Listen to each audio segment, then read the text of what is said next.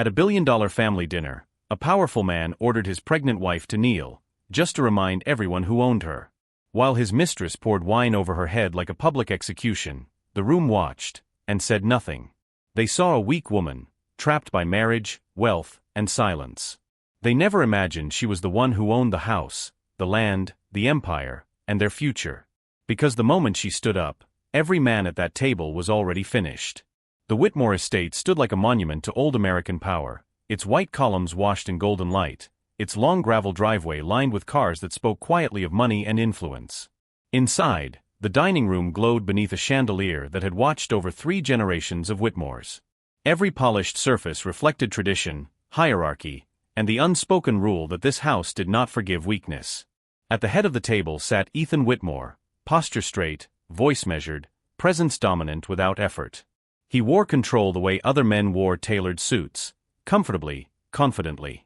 In his world, deals closed because he spoke, people waited because he paused, and silence followed when he raised an eyebrow. To the outside world, Ethan was a self-made real estate executive who had multiplied inherited assets into an empire. To the people seated tonight, family, associates, quiet observers, he was the unquestioned authority. Beside him sat Clara Whitmore. Pregnant. Quiet. Still. Her hands rested gently in her lap, fingers interlaced as though holding herself together from the inside. The soft fabric of her dress barely concealed the curve of her stomach, life growing, unseen, unacknowledged. Her eyes moved slowly around the table, taking in faces, listening to conversations she was rarely invited into. She had learned not to interrupt. Learned not to react too quickly. Learned that restraint was survival. To them, Clara was delicate. Emotional. Dependent. The kind of woman wealth absorbed and erased. Ethan's wife. Nothing more. The dinner unfolded like a performance rehearsed many times before. Laughter came on cue. Compliments were exchanged with precision. Stories of success were told and retold, always circling back to Ethan. His brother leaned in when he spoke. His father nodded with approval. His mother smiled tightly, pride sharpened by expectation. At the opposite side of the table sat Madeline Cross. She didn't belong by blood, but she behaved as if she owned the space. Her posture was relaxed, legs crossed confidently, lips curved into a knowing smile. Her dress was bold, her jewelry subtle but expensive, chosen not to impress, but to remind. When she laughed, she leaned toward Ethan, close enough that their shoulders brushed. When she spoke, she never once looked at Clara directly. Madeline's charm was surgical. Polite enough to escape confrontation. Sharp enough to wound. So, Madeline said lightly, swirling wine in her glass, Ethan was telling me about the expansion plans. The new properties on the east side. Very ambitious. Her eyes flicked briefly toward Clara, then away, as though Clara were part of the furniture. Ethan smiled. Ambition is necessary, he replied. Some people understand that.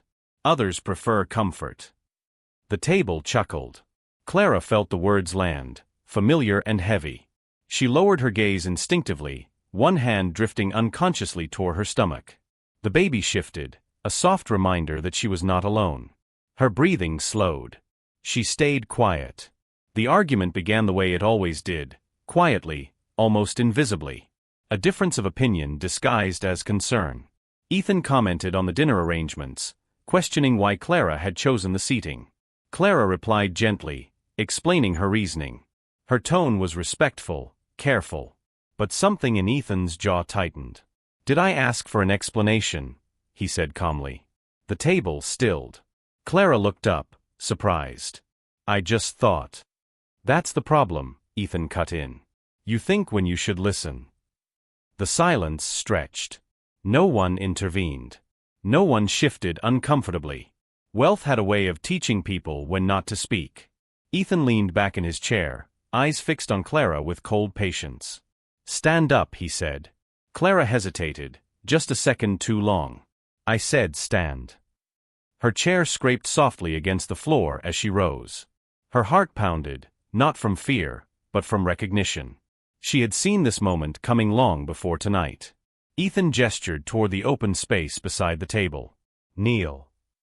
A few guests exchanged glances. Someone coughed. Madeline's lips parted slightly, her expression unreadable. Clara froze.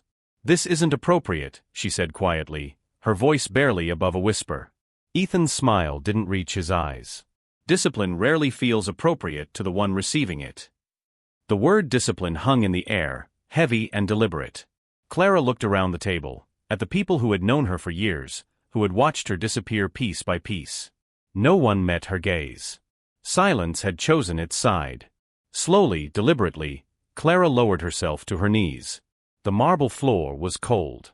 The humiliation was worse. Madeline rose from her seat, glass in hand, her movements unhurried. She stepped closer, heels clicking softly, and began pouring wine into Ethan's glass, standing tall, composed, triumphant. The red liquid shimmered under the chandelier, dangerously close to spilling. "Careful," Madeline said lightly, glancing down at Clara for the first time. "Wouldn't want a mess." Laughter rippled weakly around the table. Clara felt something inside her shift, not break, but harden.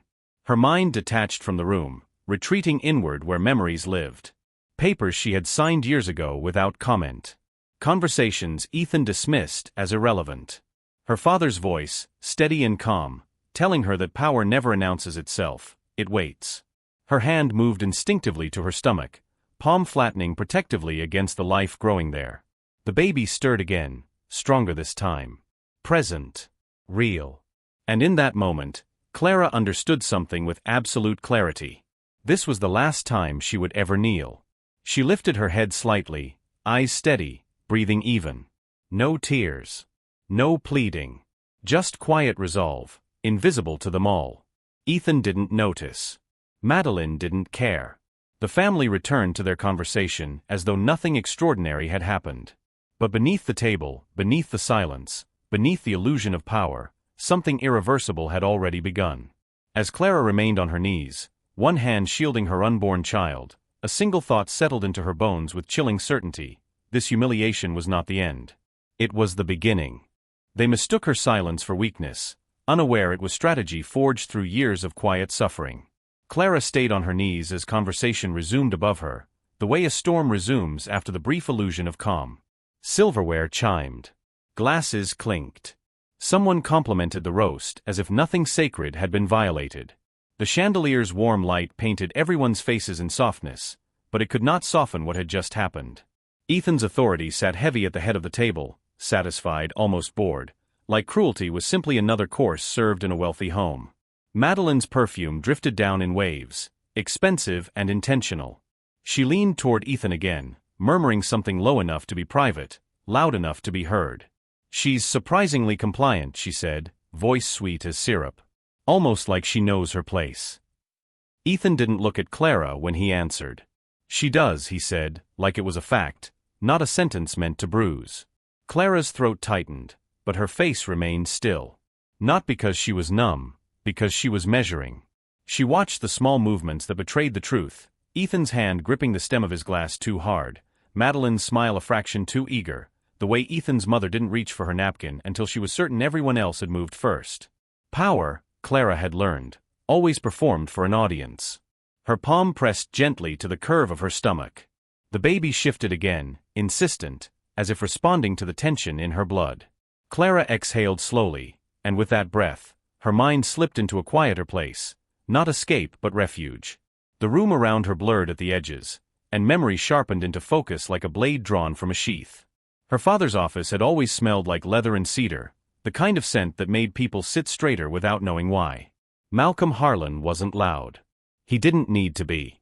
He was the kind of American financier who seemed to control the air in a room simply by standing in it. His voice, when he spoke, carried no wasted syllables. Clara had been 16 when he taught her the first lesson Ethan would never understand. She'd come to him angry, tears bright in her eyes after a classmate had laughed at her in the hallway, laughed because she didn't dress like them, didn't talk like them, didn't belong to their old town families. "They didn't even have to say it," she'd whispered. "They just looked at me like I was less." Malcolm had listened without interrupting. Then he'd folded his newspaper with infuriating calm. "People who rely on status will always try to make someone else feel smaller," he told her. "That's how they protect the illusion that they're bigger." Clara had swallowed hard. "So what do I do?" He'd leaned forward, eyes steady. You don't beg to be seen. You become impossible to ignore, quietly. Let them underestimate you. Let them build their entire confidence on that mistake. She remembered the way his hand had tapped the desk once, one sharp beat like a gavel. Power doesn't announce itself, Clara. It prepares. By the time she was 22, she could read a contract the way other people read a menu. She studied finance and business law, took internships in offices where men twice her age spoke to her like she was there to take notes. She watched how they smiled when they dismissed her, how they softened their voices when they assumed she was fragile. She learned the difference between kindness and condescension, between respect and performance. And she learned something else too, something ugly, something common in polished rooms. She learned how quickly people's manners evaporated when they thought no one important was listening.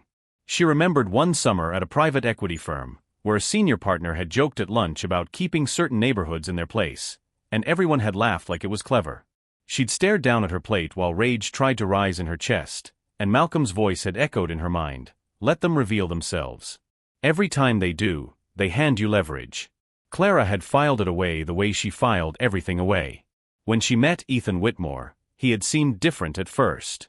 He was charming in a practiced American way, confident without being crude, attentive without being truly present. He spoke about building something lasting, about modernizing old wealth instead of drowning in it. He treated her intelligence like an asset in public. In private, he treated it like a threat he could manage. Their early days had felt like partnership. Ethan invited her opinions. He asked what she thought about acquisitions, about branding, about risk. She believed him when he said he admired her discipline. She believed him when he kissed her forehead after long nights and called her his steady center. But control is patient. It doesn't arrive as a fist. It arrives as a suggestion, a joke, a correction delivered with a smile. You're overthinking, Ethan would say when she disagreed. You're sensitive, when she questioned his tone. You don't understand how my family works, when she felt excluded. It's not personal, when he made it personal every time. Then it became isolation, subtle at first, like a door closing quietly. He'd stop inviting her to meetings. Stop looping her into decisions. Stop introducing her as someone who mattered. At dinners, he'd speak over her and then squeeze her knee beneath the table as if the touch replaced respect. If she confronted him later, he'd look genuinely confused. I'm doing this for us, he'd insist. You're pregnant now. You should rest. Let me handle the stress. And when she pushed back, when she refused to shrink, his voice would turn gentler, dangerously gentle. Why are you trying to start a fight? He'd ask, as though her discomfort was aggression. I'm the one working. I'm the one carrying the weight. Don't make me the villain because you're hormonal. It was gaslighting dressed in concern. Emotional control disguised as stability. Tonight's humiliation hadn't come out of nowhere. It was the loudest version of a quiet pattern, Ethan testing how far he could go, how much he could take, how publicly he could display ownership. Only Ethan had never understood the woman he was trying to own. Because while Clara's world had shrunk outwardly, her social circle trimmed, her voice minimized, her inner world had become sharper. She read every document Ethan tossed aside. She listened to every phone call he assumed she couldn't interpret. She watched his family's habits, their prejudices wrapped in polished laughter, their cruelty disguised as tradition. Even tonight, she'd heard it, between the compliments and conversation. A subtle remark from Ethan's uncle about the wrong kind of families moving into town. A comment about keeping standards high that everyone understood meant keeping certain people out. The estate was beautiful, yes, but it was built on old entitlement, and entitlement always needed someone to kneel. Ethan believed Clara was kneeling because she had no choice. But Clara's mind drifted to a different table, years ago in Malcolm Harlan's office, where a thick folder had been placed in front of her. Her father had looked at her with the same calm intensity. This is protection, he'd said. Clara had frowned, flipping through pages filled with legal language, trusts, asset transfers, contingencies. Protection from what? Malcolm's voice had been quiet. From men who think love is ownership. From families who confuse bloodline with entitlement. From anyone who ever tries to convince you that you are standing in their house when legally they are standing in yours. At the time, she hadn't fully understood. Ethan had still been a promise then, not a prison. But tonight, on the cold marble floor, Clara remembered the exact moment her father's finger had stopped on a single paragraph. The moment he'd made her repeat the words out loud until they sank into her bones. A clause.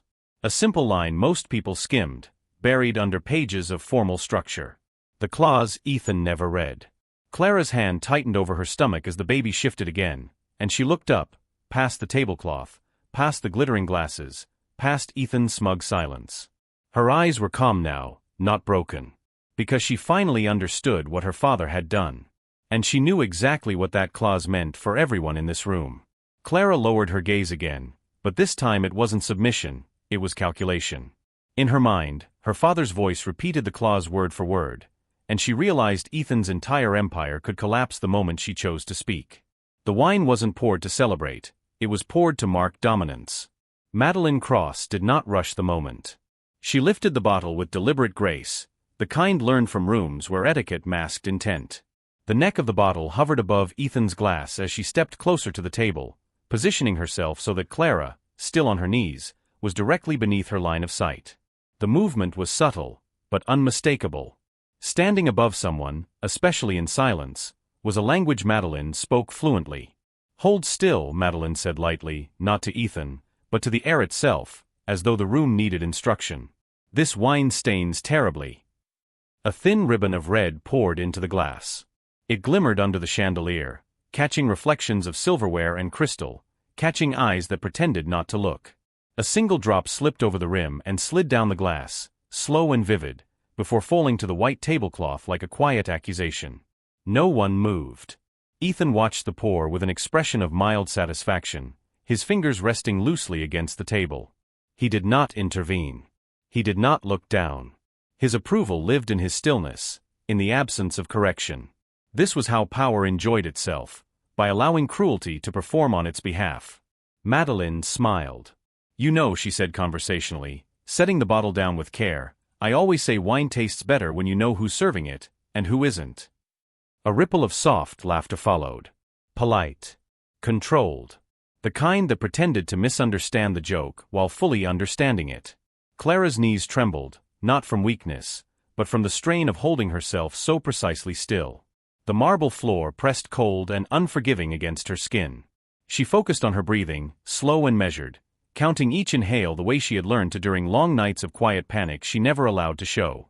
Madeline took a sip from her own glass and tilted her head, studying Clara openly now. "I admire women who know how to endure," she said. "It's almost cultural, isn't it? Some people are just raised to accept what's given to them." The word cultural landed with careful cruelty. Clara felt it immediately, the insinuation, the hierarchy wrapped in a smile. Ethan's aunt nodded faintly, as if the remark had touched on something obvious. Someone else cleared their throat but said nothing. Ethan finally glanced down, his eyes cool. "Madeline has a way with words," he said. "She's very perceptive."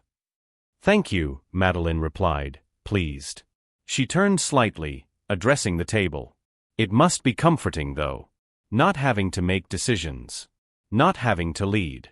Some people thrive when their world is simple." Clara felt the room press in around her. She could hear the low hum of the air conditioning, the faint scrape of a chair leg, the clink of a fork against porcelain. Every sound sharpened, as though her senses were bracing for impact. This was no longer about humiliation alone. It was about erasure. Ethan's mother adjusted her pearls and spoke without looking at Clara. "In this family," she said, "we value strength. Some people grow into it. Others," her voice trailed off, unfinished, but the implication completed itself. Clara's hand tightened against her stomach. Inside, the baby stirred, small, sudden, undeniable. The sensation startled her, a gentle but firm reminder that something living was responding to the tension she carried. Her breath caught for just a moment. Madeline noticed. "Oh," she said softly, feigning concern. "Is everything all right? You do look pale." Pregnancy can be so overwhelming, especially for women who aren't used to pressure. The word women felt pointed. Singular. Selective. Ethan leaned back in his chair, folding his arms. "She'll be fine," he said. "Clara knows how to manage herself." The lie sat comfortably in his mouth. Another drop of wine slipped from Madeline's glass, this time landing on the marble floor near Clara's knee. Red against white. The image burned itself into Clara's mind, not as humiliation, but as clarity. The room wasn't watching her suffer anymore. It was watching to see how far Ethan could go. How much he could take. Clara realized then that something inside her had gone quiet. Not broken. Quiet. The humiliation no longer landed the way it was meant to. The words skimmed her skin without cutting. Her emotional detachment settled in fully, like a door closing gently but finally. She stopped listening for approval. Stopped waiting for mercy. Stopped hoping for intervention. Madeline continued, emboldened by the silence. "Honestly, Ethan," she said with a small laugh, "you're far more patient than I'd be. Some people need firm reminders of where they belong." Ethan's mouth curved slightly. "Patience is learned," he replied. "And so is obedience." That word, obedience, echoed louder than the rest. The baby kicked again. This time, stronger. Clara inhaled sharply, her hand pressing protectively over her stomach. The movement was instinctive, primal. Her body reacted before her mind could intervene. The kick grounded her, anchored her to something unmovable and real. Her child did not care about hierarchy. Did not understand shame. Did not kneel. Clara felt heat spread through her chest. Not anger, not fear, but resolve. She shifted her weight. The movement was small, but it drew Madeline's eye. "Careful," Madeline said again, her tone tightening. "You'll make a scene." Clara didn't answer. She placed one hand against the table and pushed herself upward. Chairs creaked. Someone gasped softly. Ethan straightened. "What do you think you're doing?" he asked, irritation breaking through his composure. Clara rose slowly, deliberately, every motion controlled. She did not rush. She did not look at Madeline. She stood until she was level with the table, until her knees no longer touched the floor, until her height alone disrupted the picture Ethan had been so carefully staging. The room seemed to hold its breath. Madeline scoffed, masking surprise with disdain. "This is inappropriate," she said. "Sit back down." Clara remained standing. Her face was calm, unnervingly so. The emotional detachment had settled into something colder, clearer. She looked at Ethan now, truly looked at him, as though seeing him for the first time without the fog of obligation. "You're embarrassing yourself," Ethan said quietly. "Don't force me to." "To what?" Clara asked. Her voice cut through the room with startling clarity. It wasn't loud. It wasn't shaking. It was steady, composed, and unfamiliar enough to command attention. Every conversation stopped. Every eye turned toward her. Ethan blinked. Clara took a breath, one hand still resting over her stomach, the other relaxed at her side. She felt the baby shift again, and this time she welcomed it. Drew strength from it. For the first time that night, she did not feel small. Madeline's smile faltered. The family leaned in without realizing they were doing it. Even the chandelier seemed to hold its light differently, sharper now, less forgiving. Clara's gaze moved slowly around the table, meeting faces that had looked away before. When she spoke again, her tone remained calm, but something beneath it promised consequence. "Since we're all so comfortable discussing where people belong," she said evenly, "perhaps it's time we clarified a few things." The silence that followed was not polite. It was afraid. Clara's words hung in the air, heavy and irreversible, and as she opened her mouth to continue, everyone in the room sensed it at once. Whatever she was about to say would change who held power at this table forever. Power does not scream, it reveals itself quietly, then destroys everything in its path. Clara's voice stayed level, but the room shifted as if the walls themselves had leaned in to listen. Her words, "Perhaps it's time we clarified a few things," didn't sound like an argument. They sounded like a verdict. Ethan's jaw tightened, not because he feared what she might say, but because he couldn't imagine she had anything worth saying. He gave a restrained laugh, the kind that told everyone he was still in control. "Clara," he said, calm but sharp, "you're emotional. Sit down. We'll discuss this privately." Privately. Where there would be no witnesses. No consequences. No shame but hers. Clara didn't move. Her hand remained on her stomach, fingers splayed gently as if she were steadying the only person in the room who mattered. She looked at Ethan the way a person looks at something they've finally stopped worshipping. "No," she said simply. The word landed with a quiet finality that made Madeline's smile flicker. Ethan blinked once, as if his mind couldn't process refusal from a woman he had trained to disappear. His mother's voice cut in, soft, trembling with indignation. "Clara, don't make this worse. You're a Whitmore. You represent this family." Clara turned her gaze toward her, slow and measured. "I represented this family," she corrected, "while you watched your son humiliate me and called it tradition." A sharp inhale moved around the table. The older relative stiffened, offended not by the cruelty they'd allowed, but by the fact it had been named out loud.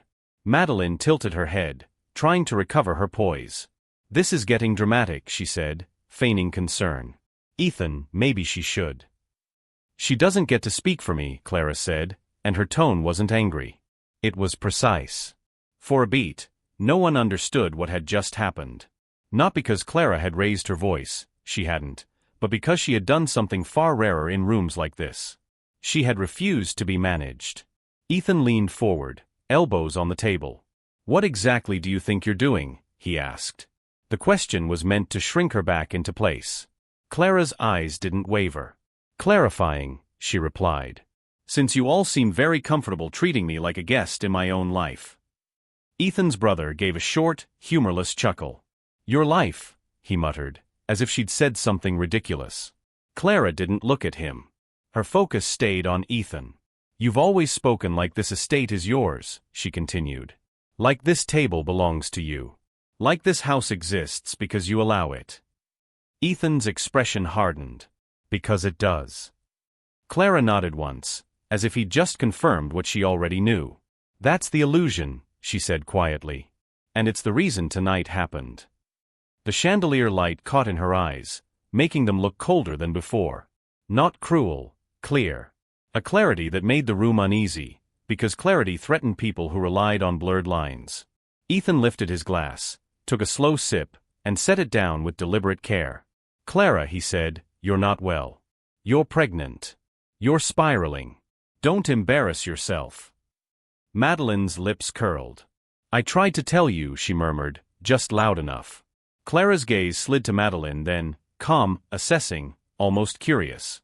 "You must feel very proud," Clara said, softly. "Standing in a house you think is his. Pouring wine like you've been invited into power." Madeline stiffened, her smile tightening. "Excuse me." Clara didn't answer the question. She turned back to Ethan. "Do you remember the summer we renovated the West Wing?" she asked. Ethan frowned, impatient. "What does that have to do with anything?" "It has everything to do with this," Clara replied. "You were so busy boasting about the upgrades that you never asked why the contractors didn't need your approval." Ethan's eyes narrowed. "I approved everything." "No," Clara said. "You assumed you did." A faint tremor of discomfort spread through the older members of the family.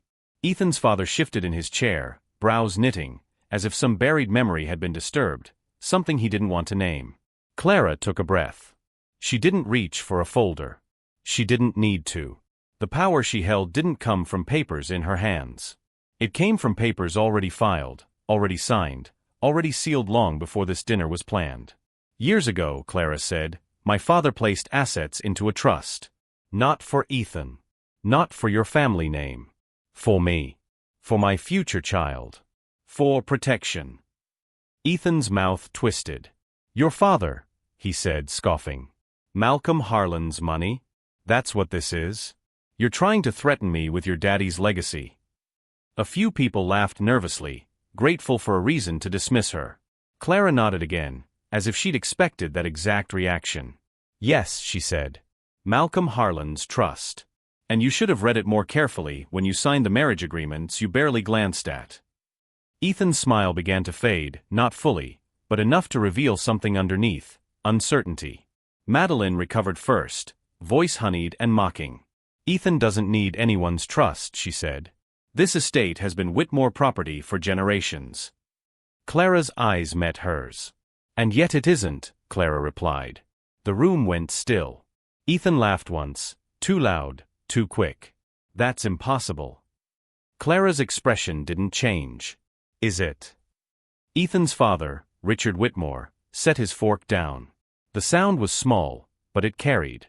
Clara, he said carefully, what are you implying? Clara finally shifted her weight, the movement slow and controlled. I'm not implying, she said. I'm stating.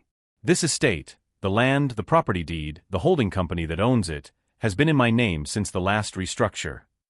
Ethan stared at her as if she'd spoken in another language. No, he said flatly.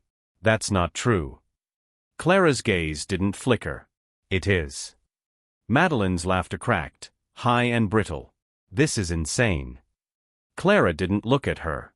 The restructure happened after your grandfather's medical decline, Clara continued, speaking as if she were reading a timeline from memory. A set of liabilities had to be protected. A holding company was formed. Shares were redistributed. A trust vehicle was used for tax shelter and asset protection. It was presented as a family safeguard. Ethan's mother blinked rapidly. We handled that, she said, voice thinning. Ethan handled that. Clara shook her head once. Your attorney handled it, she corrected. And my father's attorney ensured the trust was the controlling interest. Ethan's face went pale in stages, like the blood was leaving him piece by piece as the truth approached. You're lying, he said, but it wasn't as confident as before. It sounded like a man trying to stop a door from opening with his bare hands. Clara's eyes softened for one brief moment, not with sympathy for him, but with the weight of what she'd endured to reach this point. Ethan, she said, almost gently, you didn't think I could understand legal documents. You didn't think I could read what you signed. That's why you never noticed the one clause that mattered. The older relatives exchanged looks now, real looks, not polite glances. Ethan's uncle shifted, uneasy. His mother's pearls caught the light as her hand trembled slightly against her throat. Ethan pushed his chair back just an inch, the smallest retreat. Madeline's face tightened, color draining. Ethan, she whispered, suddenly less theatrical, tell her to stop. Clara's eyes cut to Madeline, and the calm in them became something sharper. You poured wine in a house you don't own, Clara said. You tried to humiliate a woman you assumed was trapped. And you did it because you believed Ethan's power was real. Madeline opened her mouth, but no sound came out. A soft chime echoed through the room, an alert from someone's phone. Then another. Then another. The sound multiplied like distant bells, unnerving in its synchronicity. Ethan's assistant was in the guest list. A business associate. His brother. Even his father. Ethan glanced down at his own phone as if compelled, and whatever he saw made his throat work as he swallowed. Clara didn't touch her phone. She didn't need to. At the far end of the dining room, the front doorbell rang. Once. Then again, longer this time, deliberate.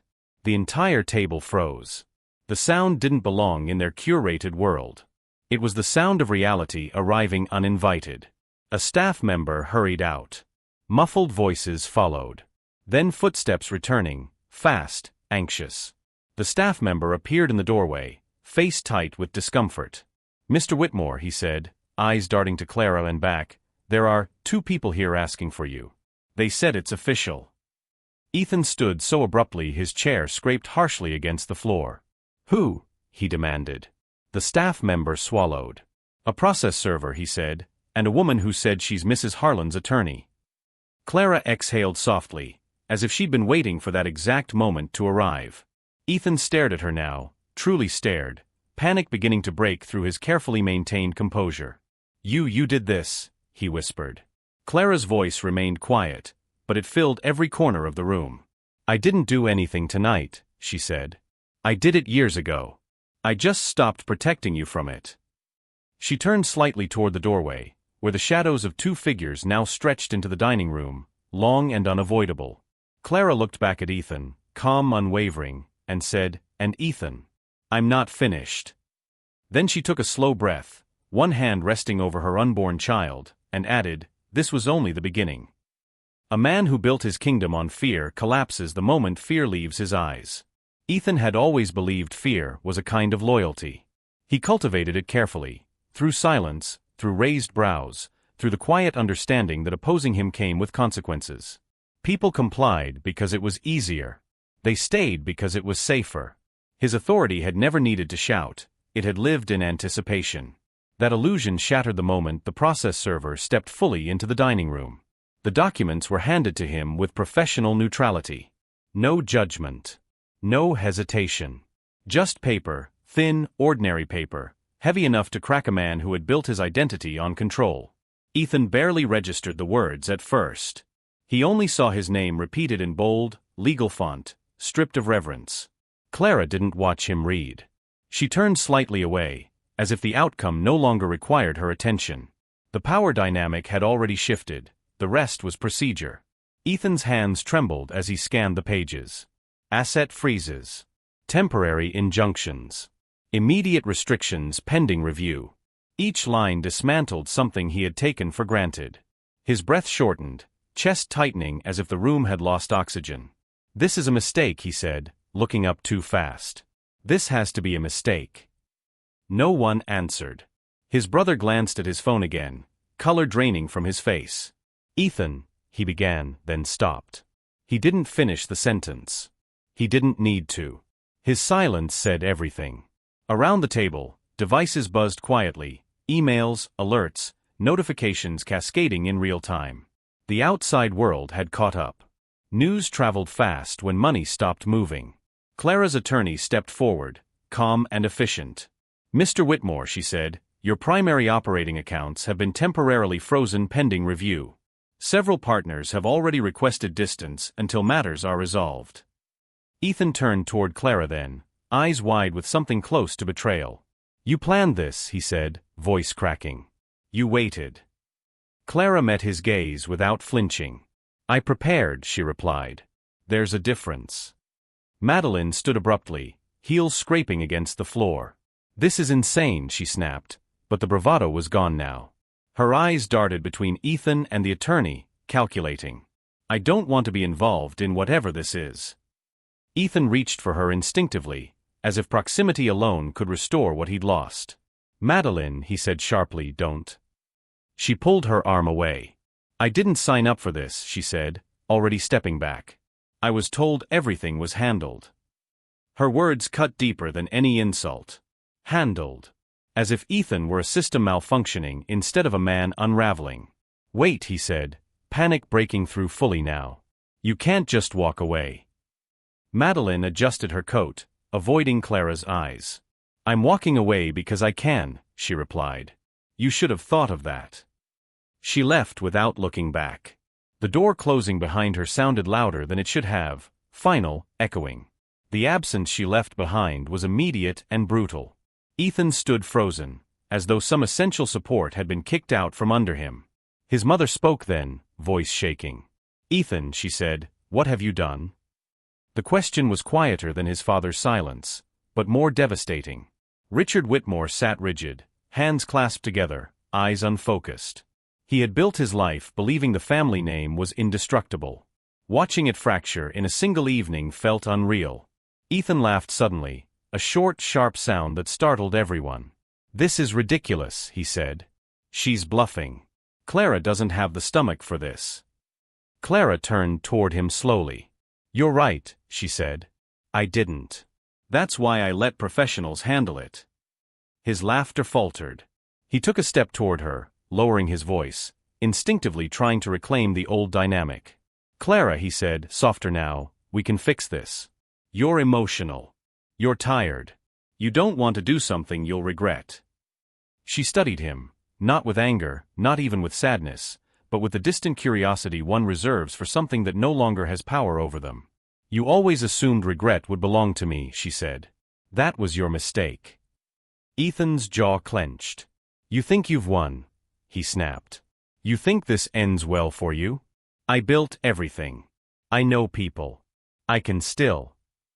"You can still what?" Clara asked, quietly. The room waited. Ethan opened his mouth, then closed it. The threats he'd relied on suddenly felt thin, outdated. Names no longer carried weight when accounts were frozen. Influence meant nothing when people stopped answering calls. As if on cue, his phone buzzed again. He looked down. Another notification. Then another. A partner withdrawing. A board member requesting emergency review. A lender pausing negotiations. His hands shook harder now. Sweat beaded at his hairline. He felt exposed, stripped of the armor he hadn't realized was borrowed. Clara watched the unraveling without satisfaction. This wasn't revenge. It was correction. She turned to the family, her voice steady. "I won't stop any of you from maintaining relationships with Ethan," she said. "But understand this estate, these assets, this future, are no longer tools for fear." No one argued. Ethan's breathing grew uneven. He looked around the table, searching for someone, anyone, to anchor him. Eyes dropped. Shoulders turned away. The fear he'd built his kingdom on had evaporated, and with it, the loyalty he mistook for respect. He staggered back a step, then another, until the table edge pressed into his legs. "This is my house," he said weakly, as if repetition might make it true. "You can't just take it." Clara stepped closer, not invading his space, not aggressive. Just close enough that he had to look at her. "I never took it," she said. "You just never owned it." The words landed with surgical precision. Ethan's shoulders sagged. Something inside him finally gave way, not dramatically, not loudly, but completely. He looked smaller now. Not because Clara had grown taller, but because fear no longer stood between him and reality. He turned abruptly and walked toward the hallway, needing air, needing escape. His footsteps echoed through corridors he had once paced like a king. At the front door, he reached for his phone again, dialing instinctively. Straight to voicemail. He tried another number. Then another. Nothing. He placed his hand on the door handle. It didn't open. Confused, he tried again. The lock didn't budge. Behind him, a staff member appeared, uncomfortable but resolute. "Mr. Whitmore," he said quietly, "I've been instructed that you no longer have authorization to access the residence." Ethan turned slowly, disbelief flooding his face. "What are you talking about?" The staff member swallowed. "Mrs. Harlan's orders." Ethan looked back down the hall, toward the dining room, toward Clara. Panic fully set in now. For the first time in his life, he understood what it meant to be powerless. Ethan stood locked out of the house he thought to find him, the door unyielding in his grip, as the realization struck with brutal clarity. He had nowhere left to go, and Clara was only just beginning. She didn't reclaim power for revenge. She reclaimed it for the life growing inside her. The house felt different the moment Ethan was gone. Not quieter, emptier. As if something corrosive had been scraped out of its walls, leaving behind a strange, fragile stillness. Clara stood alone in the foyer long after the last guests had left, long after the staff had retreated to the edges of the estate, unsure how to behave now that the hierarchy they'd obeyed for years had collapsed in a single night. The front doors were closed again, firmly this time. Not to keep someone out, but to protect what was now inside. Clara rested a hand against her stomach, feeling the slow, steady rhythm of life beneath her palm. Her breathing matched it. For the first time in months, maybe years, her body wasn't braced for impact. The tension that had lived between her shoulders began to loosen, unfamiliar and almost frightening in its absence. She took her first step forward as the sole authority of the estate. Every footfall echoed differently now. The marble floors no longer felt cold and judgmental, they felt neutral, waiting. Clara moved through the room slowly, deliberately, as if reacquainting herself with a place she had once been allowed to occupy only partially. The portraits on the walls, stern Whitmore faces frozen in oil and gold, watched her pass, their authority suddenly hollow. She paused beneath the chandelier in the dining room. The table had been cleared. The wine stains were gone. No trace remained of the humiliation staged so carefully just hours before.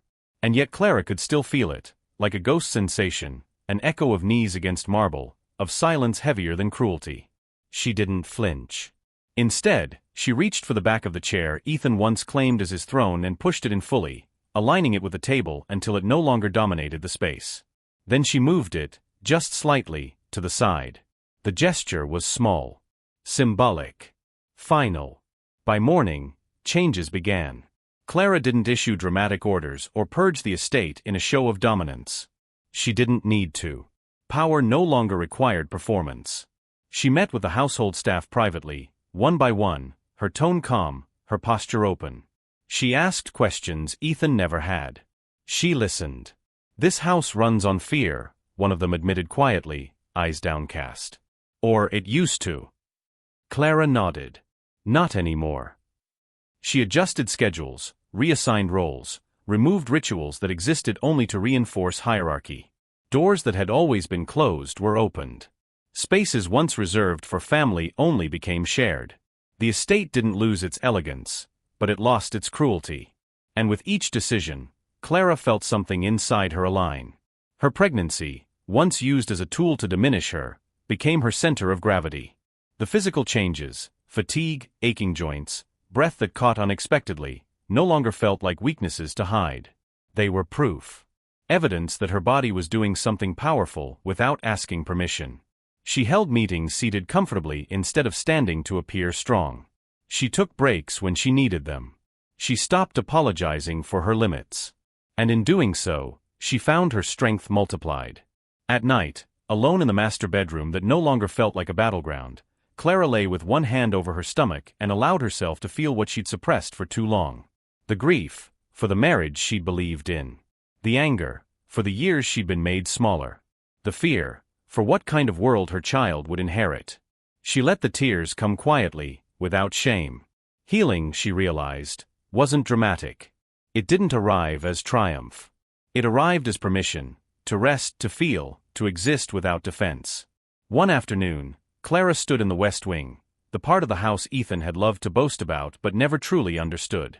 Sunlight streamed through tall windows, illuminating the subtle details of the renovation: reinforced beams, soundproofed walls, private offices designed not for display but for longevity. Her father had helped design this wing. She remembered standing here years ago, pregnant and exhausted, while Ethan talked over her to contractors, never noticing how seamlessly things fell into place without his input. Never asking why decisions were already made. She smiled faintly. "You knew," she murmured, not to the room, but to the memory of Malcolm Harlan. "You always knew." Her phone vibrated in her hand. A message from her attorney. Short. Precise. "Ethan has retained counsel. He's requesting mediation." Clara read it twice. Not because she was surprised, but because she wanted to be certain she felt nothing when she did. And she didn't. No spike of fear. No pull of obligation. Just clarity. She typed back a single line. "Not yet." That night, she reviewed documents alone in her study. Trust amendments. Custodial protections. Safeguards layered so carefully they resembled architecture more than law. Her hand paused over one folder, the final one. The one she hadn't opened yet. The truth Ethan didn't even know he was avoiding. Her child shifted again, stronger now, almost impatient. Clara closed her eyes, resting her forehead against the cool wood of the desk. "I'm doing this for you," she whispered. "So you never learn to kneel." Outside, the estate grounds lay quiet under the stars, peaceful in a way they never had been before. Inside, Clara straightened, resolve settling into her posture like a crown she'd earned rather than inherited. She reached for the final folder. Not yet opening it, but preparing herself to. Because what lay inside wasn't just about ownership. It was about erasure. Clara's fingers rested on the edge of the folder, her breath steady, her heart certain, as she prepared to reveal the final truth, the one that wouldn't just end Ethan's power, but remove him from her life forever. The truth does not negotiate, it arrives, and everything else adjusts or disappears. The truth didn't come with sirens or spectacle. It arrived the way inevitability always does, quietly, methodically, and far too late for anyone to pretend it wasn't deserved. Clara sat at the long desk in the West Wing study, the final folder open before her now. The paper inside didn't feel heavy in her hands. It felt precise. Each page was a mirror, reflecting decisions Ethan had made when he believed himself untouchable, commissions buried under shell accounts, signatures placed where they didn't belong, authority exercised long after it had quietly slipped out of his grasp. This wasn't revenge. It was exposure. Her attorney's voice came through the speakerphone, calm and unhurried. "Once this is filed, the scope widens," she said. "It won't just be civil. There are professional implications. Boards will distance themselves. Licenses could be reviewed." Clara listened, nodding once. "Proceed," she said. The word carried weight. Not because it was dramatic, but because it was final. By afternoon, the consequences rippled outward. Emails went unanswered. Meetings were postponed indefinitely. Partners who once praised Ethan's leadership released statements emphasizing values and due diligence. Language softened. Names were removed. Distance was created. Ethan watched it happen from the outside. He sat alone in a temporary apartment he hadn't chosen, staring at a laptop that kept delivering bad news with sterile efficiency. His phone no longer rang. When it did, it was numbers he didn't recognize: journalists, compliance officers, former allies suddenly interested in clarification. He tried Clara first. Straight to voicemail. Then his mother. Then his brother. Silence. The fear he'd once wielded so easily had turned inward, coiling tight around his chest. He paced the room, rehearsing arguments no one was there to hear. He told himself Clara would soften. She always had. He told himself this would pass, that reputation could be managed. But reputation required people willing to stand beside you. And Ethan was standing alone. Back at the estate, Clara gathered the family, not for confrontation, but for closure.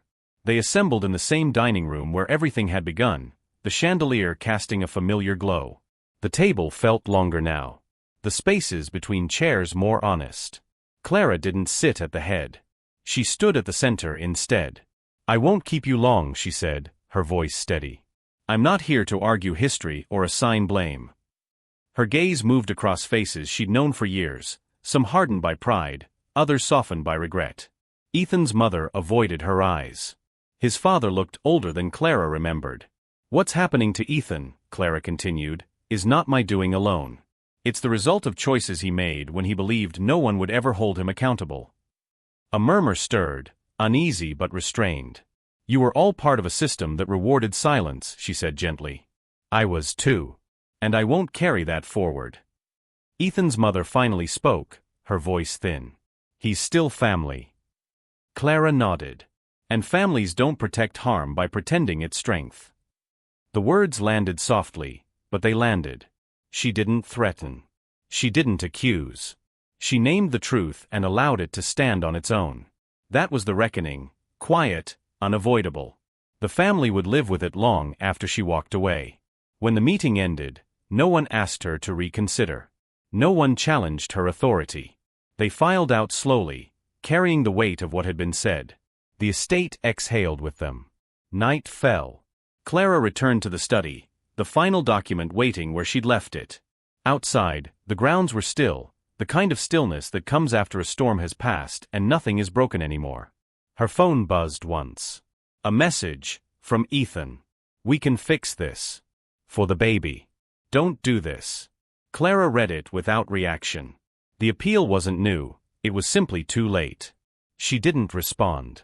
She placed the phone face down and rested both hands over her stomach, feeling the slow, grounding presence there. "I choose you," she whispered. The next morning, Ethan learned what isolation truly meant. His accounts remained frozen. His counsel stopped returning calls. A formal notice arrived detailing the professional review underway. The language was careful, devastating in its neutrality. There would be no public defense. No family statement. No shield left to hide behind. He stood by the window and watched the city move on without him. At the estate, Clara signed smaller papers first, routine confirmations, procedural acknowledgments. Each signature felt like closing a door she'd already walked through. She saved the final page for last. The room was quiet. Sunlight filtered through the windows, illuminating the desk where so many decisions had been made for her without consent. She picked up the pen. This document wasn't about punishment. It was about permanence. Custodial protections. Irrevocable terms. Boundaries that could not be argued away or softened by charm. A future defined by clarity instead of fear. Her hand hovered for a moment, not in doubt, but in recognition of the moment's gravity. Then she signed. The ink dried quickly.